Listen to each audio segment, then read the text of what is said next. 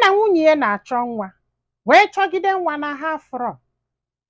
Ọ sị m nne na ịgwakwa m eziokwu na ha ejego mee ihe anụnwa ofe eluo, mana ha sị na akpa nwa nwunye ya na ọfụma ịghọta kịta na ọnyanwa bụ onye bụ nsogbu. Fa try ya n'elu try ya n'ala cha. So mgbe ha na-akpa ka ha jee gote sokwa, mana ịgwa anyị eziokwu na ọ na-agalakwu ọnụ. So ọ bịa fịa ha arụrị nne.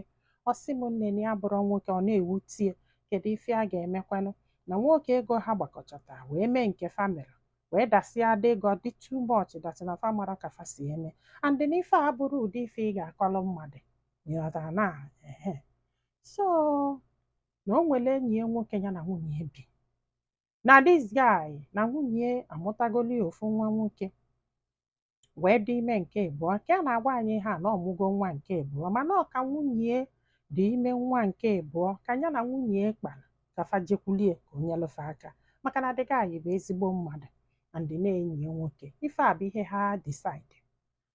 Ọ sị m nna ọkwanye ha wee jekwulu this guy wee gwasị anya na ọ jụrụ. Ha wee yọba ya ayọba, ọjụ yọkatị ya.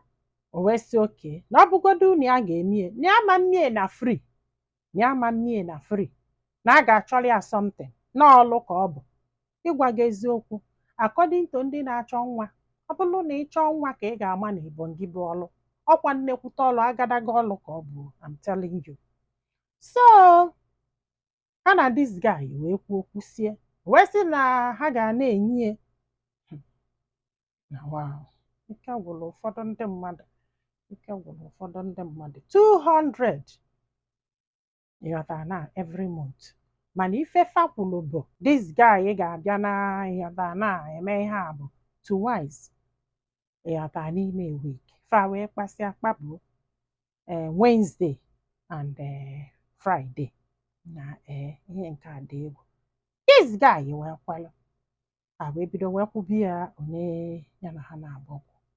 Ọ sị m na ya na nwunye anọgo 3 months na o nwere ihe hafụ. Ha bido duba worried ịghọtara na ha nọkwa the 4th one. O nwere ihe hafụ. Ya wee sị the guy ka eje ụlọ ọgwụ ka eje nene because na o nwezi ike ihe adụ and ụdị ihe abụrụ ihe ga-eje ya onye ọzọ magonu ụnụ mana ife dọ na ya. The guy wee kwalụ ya na ya na-abụ wee soro jebe ụlọ ọgwụ wee lue wee nenesie. O wee bụ na the guy abụrụ nwoke, ọ bụrụ na this guy abụrụ nwoke, gbakọ 200 ha na-akwụ ya maka na ha yọtakwara anya na biko every month. O wee bụ na this guy abụrụ nwoke. Ịmagolu, ọ sị m nne destin gbasasị anya na ị nwere ike ịghọta na this guy ji ofu ụmụ na-abụ na mgbe ihe a ji wee bịa na nwunye amụgo nwa nke abụọ na this guy ji ụmụ na-abụ. Ya wee sị a ka ekwu ụdị nkọgiri bụ ihe a, kedu ụdị akụkọ bụ ihe a, kedu ihe ime na-ebe anyị na mmagoro ya ajụba ndị dọkịta sị ndị dọkịta ihe a nụnwo mee recently. Ha sị mba na this guy enweburori mgbe ọ bụ nwoke atọ according to the record. In fact ya su ike n'ala, nwunye su ike n'ala. Ọ sị m ebe afọ ka iwo nọ wee gbụ ya, ya iwo wee gbụ ya datin ya enwere ike inweta onwe ya, ala wee gbụ ya. Ma ihe bụ ala ịgba mmadụ ala wee gbụ ya. Ya wee kpọọ this guy taa si na ọ ga-akwụ ya ụgwọ afọ niile ha kwụrụ ya ka o rigburuzie na o ribere nwunye Ebonyi na free. Kedu ihe o jere wee gwa ha? Dịka anyị wee na-aṅụ iyi si na ya marọ na o nwere ka a si wee mara ya nwere asị anyị si na ya marọ ọwa na iji ụmụ na-abụ onye ji ụmụ na-abụ si na ọ marọ ịghọtara na ya na ya na-abụ wee soro wee naba. Ọ na-aṅụzili ya iyi na-aṅụri ya iyi ịghọtara na ịmago na ọnwụ nke ka abụ dọkịta sokwuru gwaba ya okwu si achịlụ it can happen. Ha wee nalụọ na wee jụba nwunye wee sị ya ya nwunye da guy wee sị ya kedu onye mụ ụmụaka? Ọgba nkịtị. Kedu onye mụ ụmụaka? Ọgba nkịtị. Unu ama na nwunye ya marọ? Unu ama na nwunye ya marọ na ọ bụrụ di ya mụrụ nwa afọ ụmụaka na-aba afọ na nwunye ya marọ? Ọ bụrụ na nwunye ya na-epiogharị kwuo ọ piogharị sie bata ya na di ya nọkwa ọmụọ nwa na ọ bụrụ di ya nwe nwa ebe afọ ka adọ wee jebe di ya ọ bụla eziokwu na ọ bụrụ di ya nwe nwa na nwoke abụrụ dịrị nwoke na fana abụọ nwere onye bụ nwoke n'ime fana abụọ. This guy wee see nwunye Ebonyi for 5 months for free, for free of charge. Yeah, like, oh, ụwa nke asef, ụwa nke asef, ụwa nke asef. Nwunye ebido na-agọsi na o nwere ike ọ bụrụ na ọkịta ka o mere, na ọ bụrụ kịta ka o mere nke nwa ihe ọkọ gherigide bife wee jee mee DNA ọ bụrụ na nwa abụrụ nke na ama the funniest thing dị n'ihe anọ.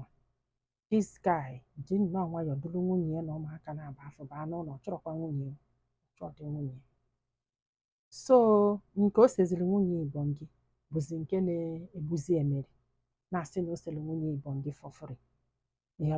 Na-akwazi asị na ọ ga-akwụ ya dị ụgwọ. The guy wee na-asị ya na-akwụ gị ụgwọ dị amarọ n'ife a bụ kọntraktị mụ na gị na-abụ, ọ bụrụ na ọwa ọkụrụ na so ya ma nkwụ gị dị ụgwọ, ịchọkwa gị jee kọt ka ụlọ ikpebi. This guy sị na ya chọrọ public mbara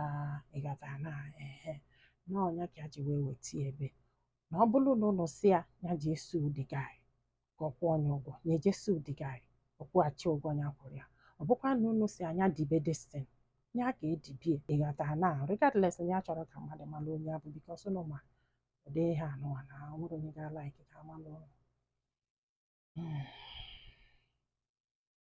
Ike gwụrụ eche m nọ n'obodo oyibo ya sọsọ na obodo ndị ọcha ka ụdị ihe a na-eme because n'obodo ndị ọcha nwere ihe ha ga-akpụ ya ọra dọt ka ịbụ fa na-esegharị onwe ha Ebonyi donkia. Mana be ha anyị nwoke nwere obu si gị sebe nwunye Ebonyi maka nwa. Ọ pass go through a lot. I'm telling you, I am so sorry for your condition. You know, God knows why. Ejụọ m nsị gị adopt on, forget about ka nwunye gị bụ afọ ime. Ama m na nwunye gị ga na-epush maka na nwaanyị aka ọ bụ na ọ ya like igbu nwa nke ya, understand. Ọ bụrụ na ọ ga-ekwu ya, you guys should go for adoption. Mana ọ bụkwa ndụ na ọma nkwu ya, ụnụ nwa masị ka unu ga-esi wee mee. Mana I am so sorry for what happened because na ọ bụrụ na ị ma alike ejeghị. Mana ife anụnwa kọwala m dat na ọtụtụ ụmụ nwoke nọ na-akwụgharị fa mara na fa bụrụ nwoke. If you ask me, go and check yourself out. Go and check yourself. Jee chekie ka ị mara ebe ịkwụ.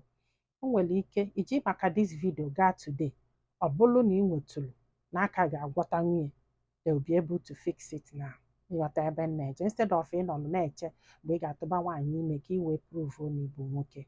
Ịghọta ebe m na-eje maka na this guy na nwere idea uche bụ na ya bụ nwoke mụta ụmụ na-abụ kana ị ga-afụgodu n'ife ọ mụrụ wee bịa ka jee yọbịa without knowing na nyanwa abụrụkwa nwoke. Ọ bụrụ na ị gafu ga-ekwe gidi, let it go. Yes, let it go than spread this thing everywhere.